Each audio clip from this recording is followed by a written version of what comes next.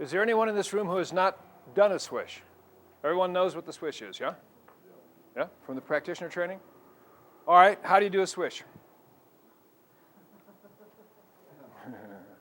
Well, you take a pig, do a thing, put the dot, and then you do a something. Oh yeah, the swish, yeah. That's great. Generality of precision. Right. So, how do you do it? Visual swish is to take a circumstance in which a person feels sort of incapacitated or not in control of their resources, okay, and then to build an image of themselves fully in control of their resources in the same situation, taking that image, shrinking it down to a little dot, bringing up the so-called bad image, and as the bad image decreases or fades away, the little dot expands, and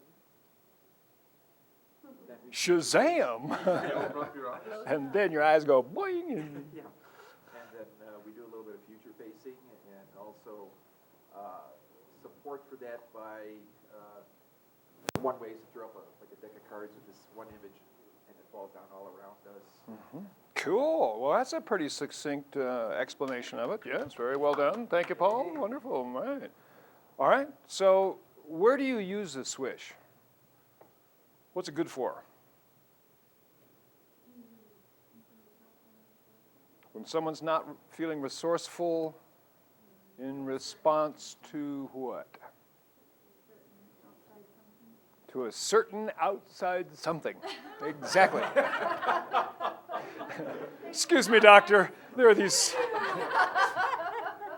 I got these certain outside somethings, and they're really bugging me, man. So these certain outside somethings in a swish we refer to as the cue or the trigger, right? There's something in the environment that puts you in a less than resourceful state. So you have a behavior that you don't want to do, or you have an emotional response that you don't want to have. So the big frame around the swish is you use it when you're doing a behavior, having a response that you don't want, right? All right? How about state that you are living now and you don't want to? Emotional response or state, right, yeah.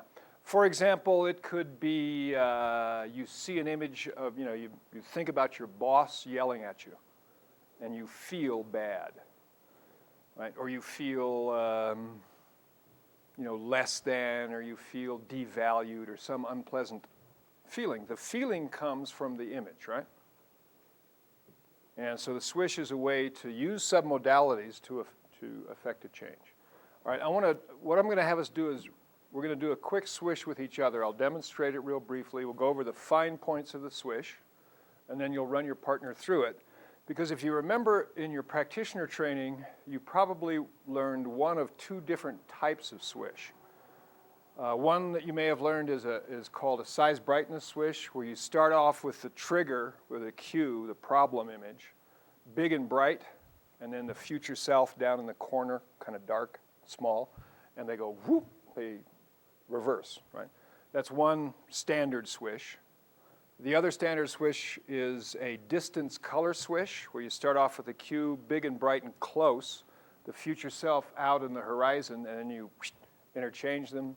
Future self comes closer and gets really colorful, right? Now, the reason that those are primarily taught in the practitioner training is just about everybody responds to those submodalities. In this last exploration that you just did, you discovered that different people have different responses to some submodalities. But just about everybody, if something gets bigger and bigger and bigger and bigger and brighter, they're going to have a response to it, right? Or if it gets smaller and darker, they have a different response. How come you suppose this is? How come you think everybody is pretty much wired up like that? What could account for that? Survival. I'm thinking the flight mechanism. Yeah, sure. We learned it in the outside world. A lot of the ways that submodalities work on the inside are reflections of what happens on the outside, right? If we're on a street corner and we're stepping off the curb into the street, and we look over and there's a huge bus about 4 feet away coming at us, we have an immediate response, right? Hopefully. If, however, we're stepping off the same street corner and there's a bus 6 blocks away, the response is different. So the thing of how we use submodalities to structure our inner world is often a reflection of how we have experiences in the outside world. We just translate those internally.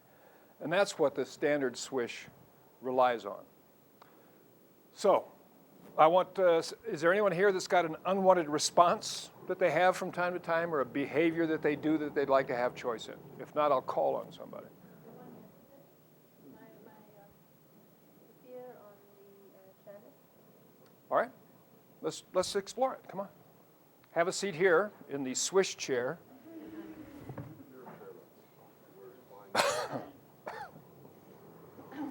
Why did I speak? Oh my gosh, now look, you're up in front of everybody. And look how high you are off the ground. Oh my God, yeah. Keep your eyes on the hood of the car, right? There was no hood. Oh, that's right, yeah, you were in the chairlift. Okay, so there was a certain experience that you had that, as you think about it now, being, going up on the chairlift, when it was a little bit spooky, what's that like for you? Okay, Yeah. great. Take a deep breath and come back to the room. All right, open your eyes. Now, I'm asking that question, why? Calibrate. I want to see what the, quote, problem state looks like. So I want to get the cues. So I have a sense of that, calibrated to that. And I want that to be different when I'm finished, right? That's why we calibrate. Now what I need to find out is what precisely she's doing on the inside to generate this response. So what was it that you were seeing specifically that creates this response in you? It's an awareness of that depth of space below me All right, and around me, and that there's nothing supporting me. okay. So what I see is far away. All right, so it's interesting. It's not supporting me because it's far away. All right, okay, The ground is far away. all right, gotcha.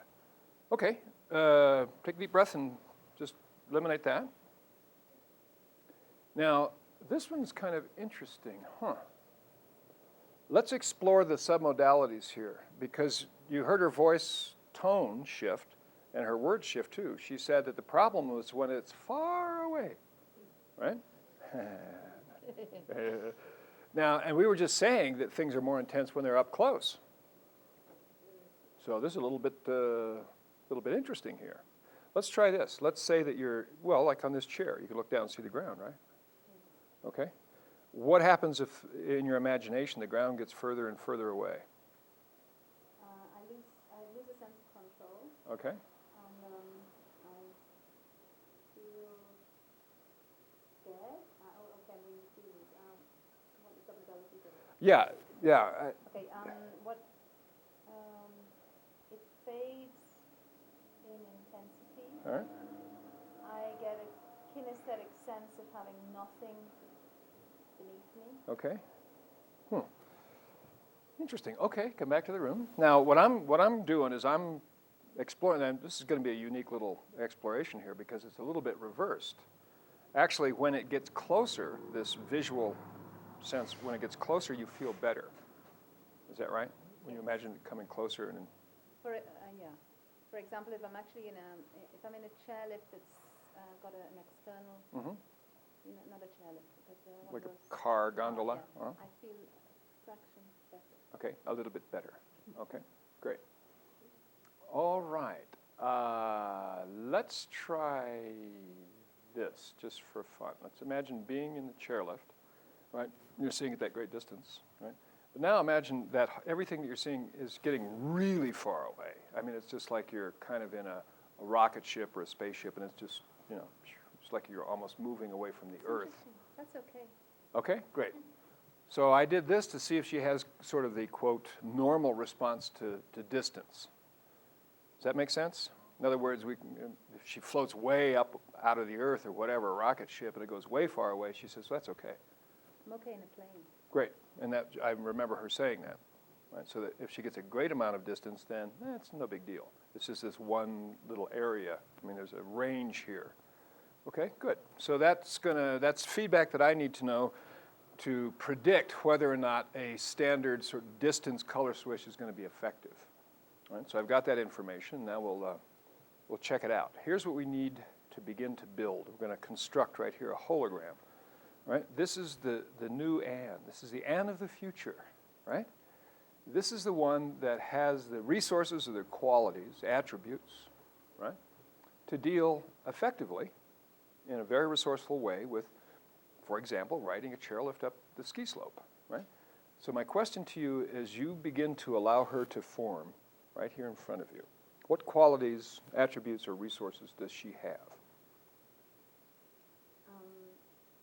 She's extremely calm and confident. Mm-hmm. In terms of submodalities, that means she's able to, she's actually focusing her attention outside. Okay, so she has the ability to maintain external awareness instead of going inside. She's appreciating all that's around her. All right. Appreciating the experience, excited and enjoying the experience. All right. There's a kinesthetic there. Okay. Total trust. Now, how is trust coded?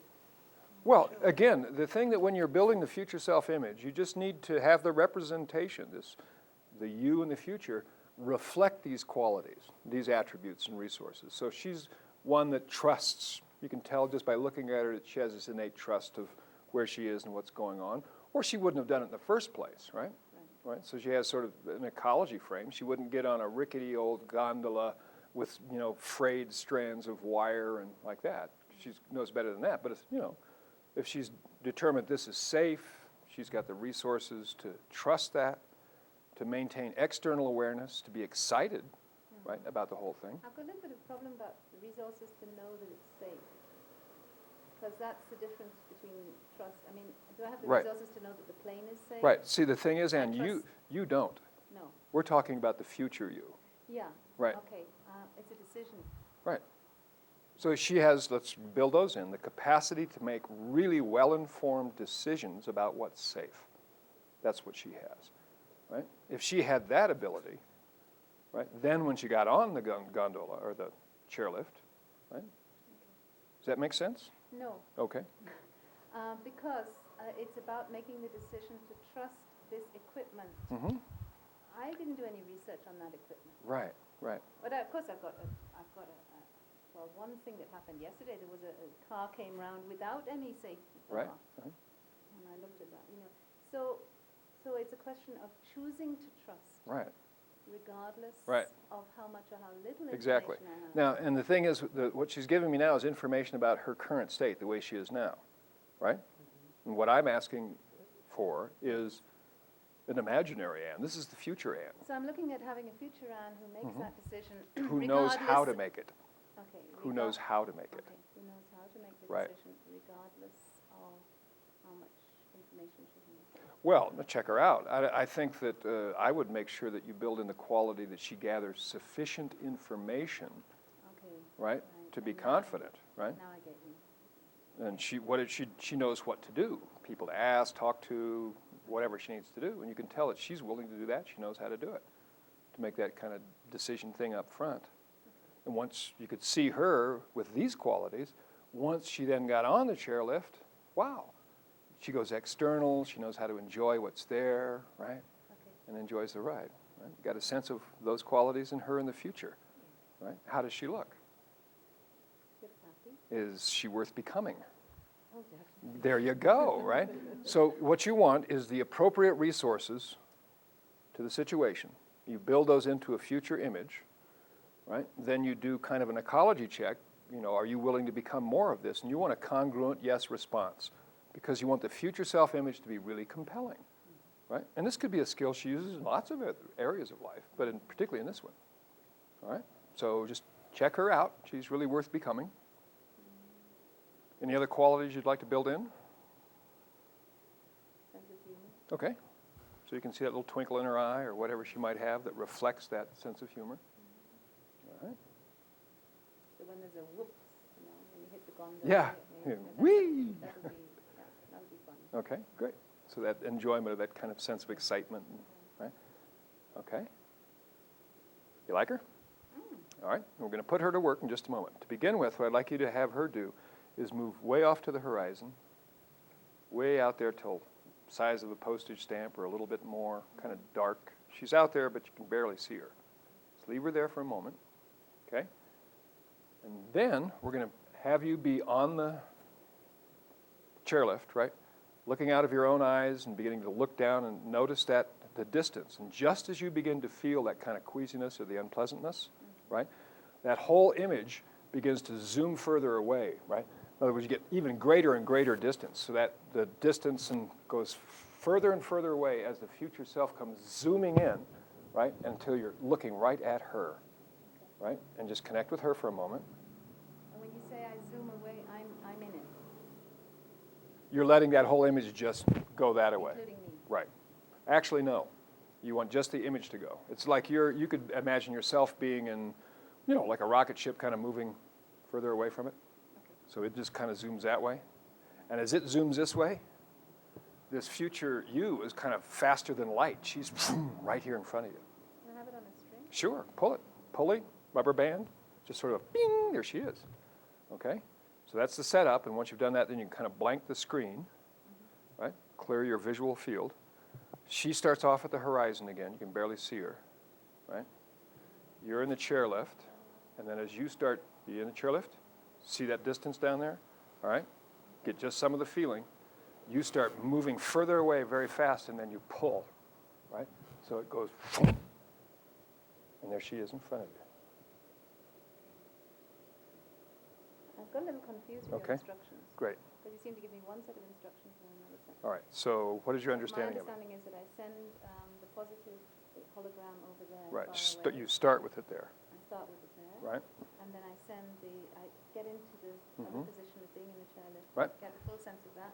I pull that in. Right, as the other one goes zooming as out. The other one goes zooming Right. out. Yeah. And then the next thing was to blank the screen. Right.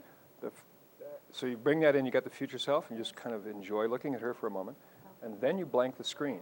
So you're kind of back in the room. It's a break state, okay? Because the setup's important. You always want to begin with the future self out there. Okay. She starts spontaneously out there. And then you feel yourself on the chairlift, right? And it's kind of like maybe these two little pulleys or something. You Okay. kind of go, whoink, All right. and then boom, you're there. All right. That's it, exactly that response, Okay. okay? That's one cycle. And after each one, you need to blank the screen to do the setup again. And the setup is she starts off in the distance. Right. You start off in the chairlift, but you go, Okay. there she is. Okay? So how many times? I'd like you to do it 3 times yourself real fast and blank the screen in between each one. Okay, go ahead.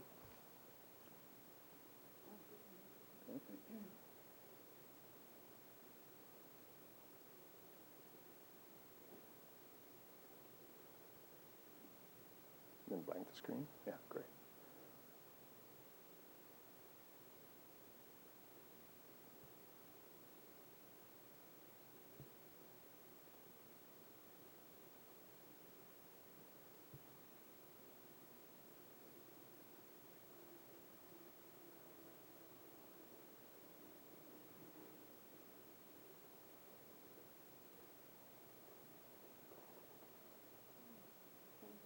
Okay? Yeah, you can do it twice more, even faster. Just phew.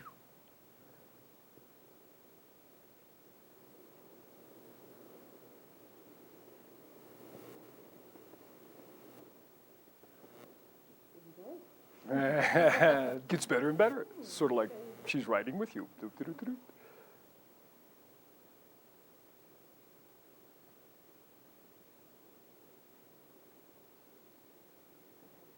You got it? All right.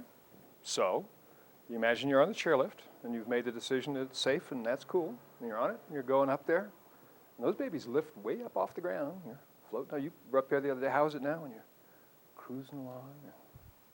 Right, what if it hits a bump? Funny. Excellent, great. Well, now you can really anticipate it. I mean, sort of a future pace, because there are chairlifts around here, and you had done it the other day, and it was kind of, yeah, but now you can imagine doing it. And you have a sense of all the things that you can see and notice the next couple of times you do it that you weren't even aware of the first time, right? The beauty of the mountain. The beauty, and to appreciate it fully. And looking back. Yeah, The two people I was with were wanting me to look back. Oof. yeah, well, look back and see. Yeah. Not only that, it's like the eye of the eagle. Look down and notice, you know, you're kind of flying and all the stuff down there that you can see all around you. Right? It's like you're 300, just awareness floating up the mountain. All right. Good. Look good from the outside. Great. Thank you, Ann. Cool. Yeah. All right. Great. Okay, so this is what we're going to do. Let's backtrack the specific steps. And this is in your notebook, section number 1, when Jan Prince was here.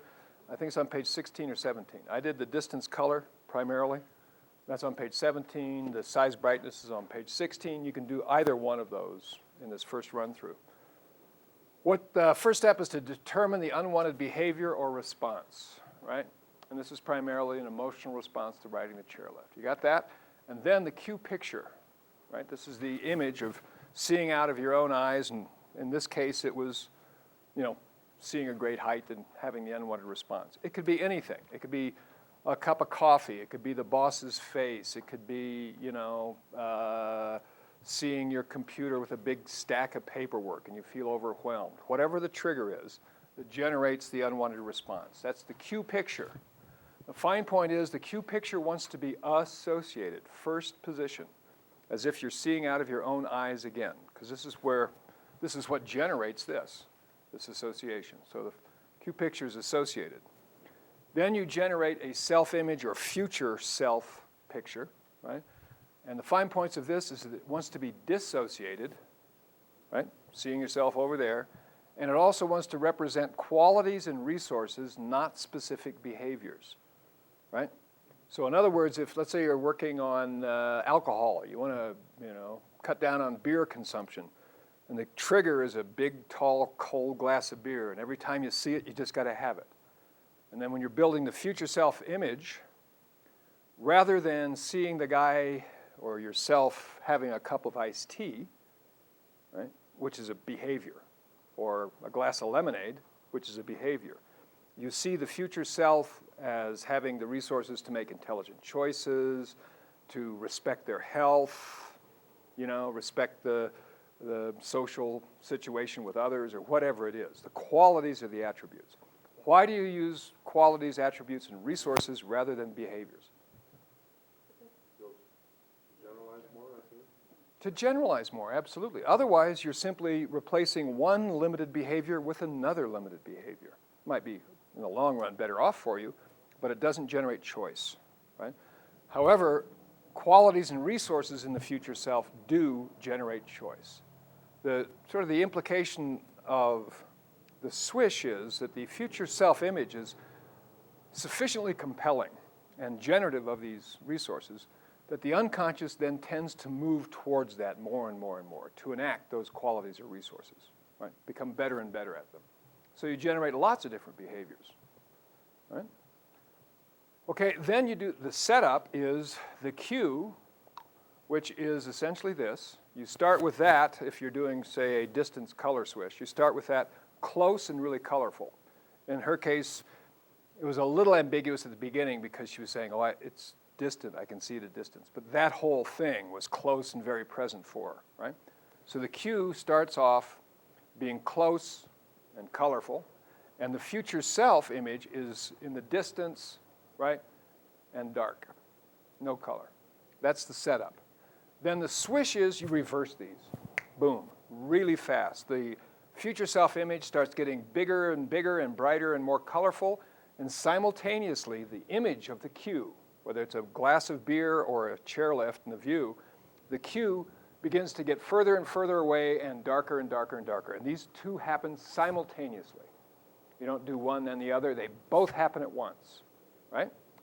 That's the swish component, and then the test How is it now when you think of a glass of beer or when you imagine yourself on the chairlift, right? And actually, we should put test-future pace. Be nice to have there. Okay, questions about the specific steps here or doing a swish with another person? Yes. Yeah, right. The point is that this part, the swish itself, when it goes like that, wants to be one direction, right? In other words, the future self comes zooming in as the cue goes out. And then you blank the screen. Sometimes people, if you don't give them that instruction, sometimes what they can do is bring it in like this, right? When they feel better, because that cue is way over there and the future self is here. But sometimes if they don't blank the screen, to set it up again, they go like this. And guess what happens then, right? The future sucks, man. I'm going to be like this forever, right? Literally. So you need to blank the screen in between each cycle because it's a one-way thing. And you blank it and then you see the future self? Nope. Once you blank it, the setup, every time you do the swish, the future self always starts at a distance. And the cue is always here, right? And it goes one direction. Future self gets bigger and brighter, cue goes further away. And you connect with that and then blank the screen. And then you do it again. Okay. Right? So the blackout is to redo again. Exactly, to redo the setup, which is, the setup is this. And the reason you blank the screen at break state is to make sure it goes in one direction only, so that they're not going back and forth with this response. All right? And ideally, the rule of thumb is you want to make sure that they've gone through this like 5 times quickly. Depending on their flexibility, like in Anne's case, I kind of talked her through it twice, then she did it 3 or 4 times on her own. You need to simply track on your partner to make sure if some people enjoy being talked through it all 5 times, other people, once they get the idea, they can do it themselves. If they do it themselves, the one thing that you want to make really sure of is that they're doing the setup appropriately, then they're doing this little break state, right? Blanking the screen before they repeat the swish. Right? And again, at this point, for sure, you want to calibrate. And you also want to calibrate to the future self to make sure that it really is compelling. I think in your notes, the fine point is here, after they've generated the future self, you want to do an ecology check. Does any part of you object to becoming more of this? If so, you can build in more resources, right? And then finally, a test and future pace of the whole thing. Questions about it before you run a partner through it? Okay, you've got 2 options for a, quote, standard swish. You can use size and brightness or distance and color, whichever you prefer. Let's see, we'll target around 15 minutes or a little bit less for each person so we can finish this round of the swish. We'll do it with groups of 2 with a partner, right? Each of you has 15 minutes to run the other person through a standard swish, and then we'll have a brief discussion before we break for lunch. If you run into any snags, raise a hand. Myself or one of the coaches will be there. Okay, find a partner and swish them.